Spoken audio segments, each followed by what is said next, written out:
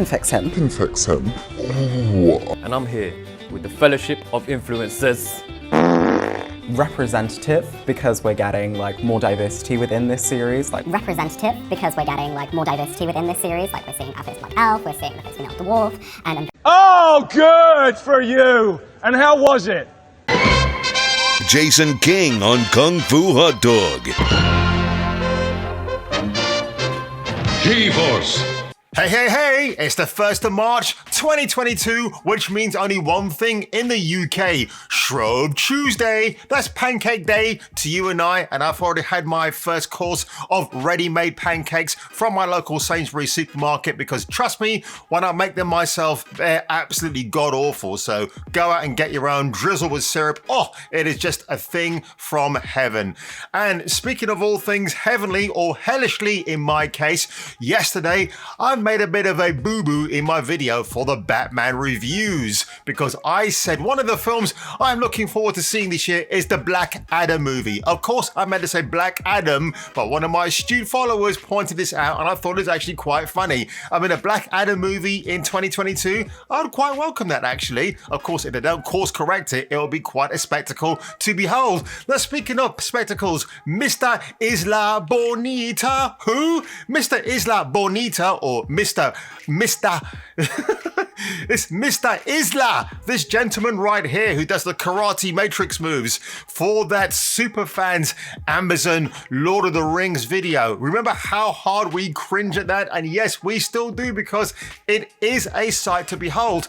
Now, I said in my reaction to him that he's got this rhetoric about, well, when I was growing up, I never saw anybody of my color on the screen, blah, blah, blah. Listen, I had a restrictive upbringing, but I was still able to see people of diversity and color while I was growing up. So what stopped this dude? I don't understand it. So if you don't believe me, I found 3 videos where the same thing happens again and again. So obviously I'm not going to torture you with this one more time, but just this section here where he says, Your name and byline.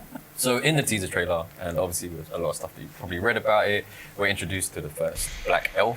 We're introduced to the first female dwarf. Now, diversity, especially on screen as an actor, means a lot to me because growing up, I hardly had that, you know, watching TV and watching a lot of films and stuff. Never saw people of my color. So it's exactly. Oh, look at that. There, people of color are nodding at the personal color. Yeah, we agree with you. We never saw that either. Which is so strange. Why would you say that, dude? It is so bizarre. Now, if we go to the next video, so this is an interview with Mina Masood from the Aladdin movie. You know, the film that Disney was championing all the way just to get it to #1. And yeah, it did well. No one's going to deny that. But I couldn't believe this. Mr. Isla Bonita himself is interviewing the lead actor. And it's a bit rude to him as well because he's like, yeah. Like he's trying to hurry up with the next question. If you're interviewing an actor or an actress, you don't hurry them up by going, yeah. Like let them take their time. I know it's a press junket. I know they're waiting for the next person to be interviewed by, but still, I find it a little bit disconcerting. So here's what happens. Not only representing the Middle East, but other parts from the world. Yeah. And it's incredibly important to me. I'm very proud of that. I'm an actor myself, so watching someone of color on screen representing us, I felt very, very proud. Yeah, I hope it gives people inspiration, not only aspiring art. Why do you have to feel very, very proud watching an actor who is your complexion on the screen? It doesn't make any sense. You don't need to do that. It is... Wow. I don't know. What is the big deal about why has this suddenly become such a weird rhetoric to go along with? It's not going to accomplish anything. I mean, oh my God. Yes, acting for the longest time, and many, many years ago, will have excluded minorities from playing a part in Hollywood. But, you know, gradually the doors opened wider and wider and there was more acceptance. I don't understand why this is a thing in 2022. Do you see what I'm saying, folks? It's so odd.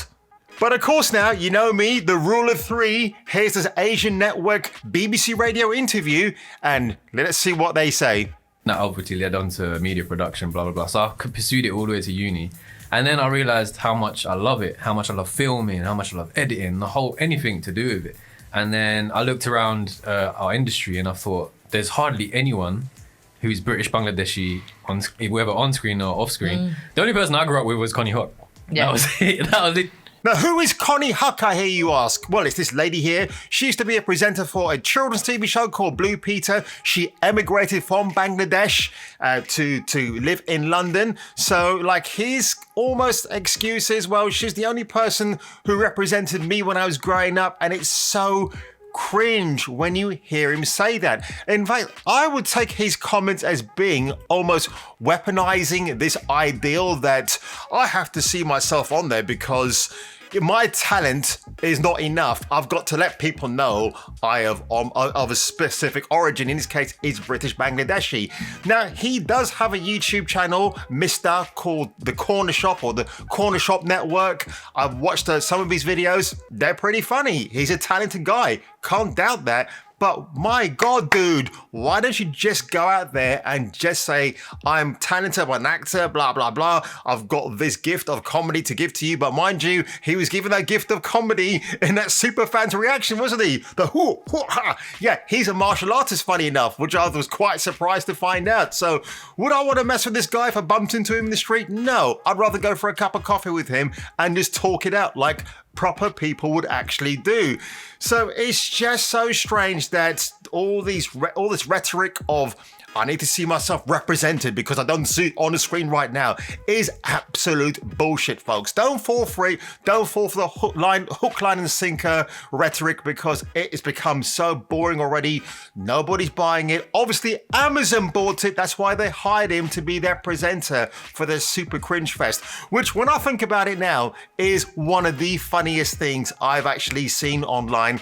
I mean, the whole Frosk Curran breakdown on G4 Skin TV was hilarious, but this is equally just as funny, and I cannot wait to see how Amazon will course correct this because, boy, there's so much damage that's been done, it's hard for them to actually even make any semblance of a recovery. And look, whatever happens with this Lord of the Rings show, I've got another video coming out for that after this one. But yeah, Mr. Isla Bonita, as I like to call him now, like I said, he's a pretty funny dude, but just slow down on the rhetoric, dude. Nobody wants to hear about, well, when I was growing up, blah, blah, blah, blah. I never saw any representation, blah, blah, blah. No, it's all bullshit, dude, because I grew up and I saw lots of representation in front of me. And I just sat back and I went, hey, that's pretty cool. But I don't go out there on a podium and just singing that from the high heavens above because you just get on and that's it, nothing else. So folks, if you enjoyed this video today, do leave a like, do leave a subscribe,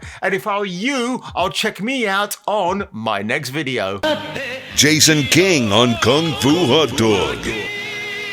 Your face, your ass, what's the difference?